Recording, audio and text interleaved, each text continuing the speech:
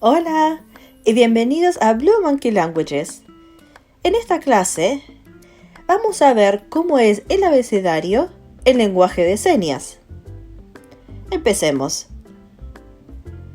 A, B, C, D, E, F, G, H, I, J, K, L, M, N, Ñ,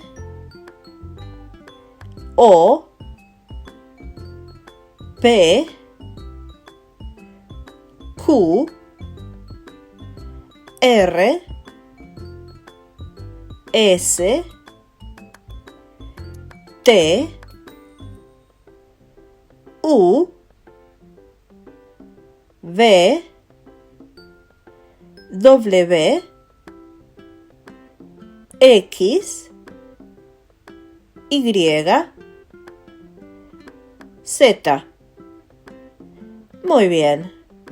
Muchas gracias por seguirnos.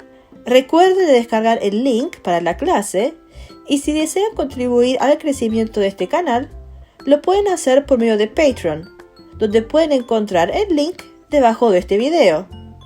Gracias y hasta la próxima clase. Adiós.